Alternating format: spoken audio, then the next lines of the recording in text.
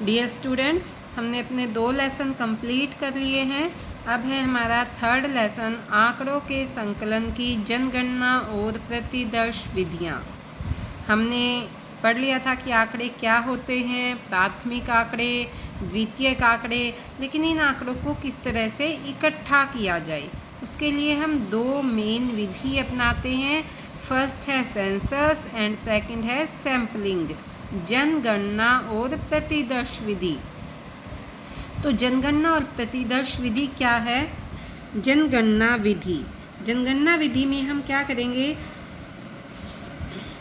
पूरी की पूरी जनसंख्या जिसका हमें अध्ययन करना है उसकी एक एक यूनिट का अध्ययन करेंगे। पूरी इंफॉर्मेशन हम कलेक्ट करेंगे, एक भी चीज़ ऐसी नहीं होगी जिसे हम छोड़ दें।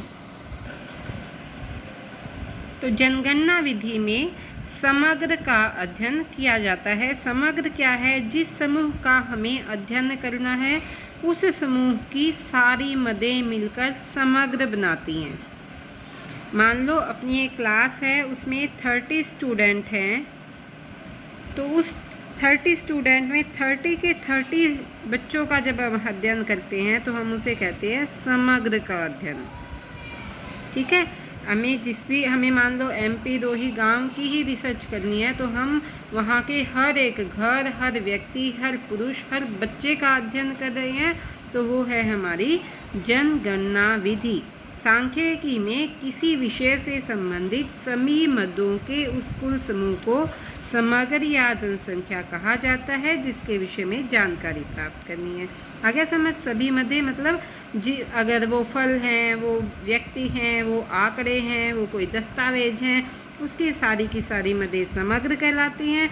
और जब हम सभी का अध्ययन करते हैं, विस्तृत जानकारी प्राप्त करते हैं, तो इसे जनगणना विधि कहा जाता है। हमारी दूसरी विधि है प्रतिदर्श विधि, यानी सैंपल मेथड। जब हम सारी की सारी मदों का अध्ययन नहीं करते बल्कि कुछ मदें उनमें से निकाल लेते हैं और सिर्फ उन्हीं का अध्ययन करके बाकी सभी के बारे में अंदाज़ा लगा लेते हैं, तो वह कहलाती है प्रतिदर्श विधि।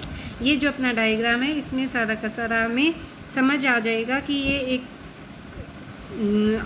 एरिया है जिसके बारे में हमें रिसर्च करनी है और ये यहाँ की पॉपुलेशन है, कुल यूनिट्स हैं। अब इसमें से अगर हमें हर एक यूनिट का अध्ययन कर रहे हैं, इसका भी, इसका भी, इसका भी, इसका भी, मतलब एक भी नहीं छोड़ा, तो ये है हमारी पॉपुलेशन या जनगणना विधि। लेकिन इसमें से कुछ एक यूनिट्स को हमने निकाल लिया और सिर्फ उन्हीं का अध्ययन किया हमने, तो ये है हमारी सैंपल विधि। जैसे कि हम मिठाई की दुकान पे जाते हैं और हमें चेक करना है कि उसकी मिठाई अच्छी है या बुरी है, तो हम उससे एक पीस में से बिल्कुल छोटा सा हिस्सा लेते हैं, चेक करते हैं और हमें उस सैंपल से ही उस पॉपुलेशन का अंदाज़ा हो जाता है। उस सैंपल से, प्रतिदर्श से हमें समग्र के बारे में पता लग जाता है। हमने हर एक मिठाई को वो हमें थोड़ी अलाउ करेगा चखने के लिए कि हाँ तुम उसके सारे के सारे गुलाब जामुन को जूठा करके आ जाओ, ऐसा तो नहीं हो सकता ना। तो हम क्या करेंगे, कुछ पीस हम निकालेंगे अलग अलग मिठाई से, हल्का हल्का हल्का, और उसको चेक कर लेंगे और फिर बाकी सारी समग्र का अंदाज़ा लगाकर हम वो खरीद लेते हैं। ये हमारी प्रतिदर्श विधि होती है। लेकिन कई चीज़ें ऐसी होती है जिसको हम हर एक चीज़ को छाट छाट कर देखते हैं।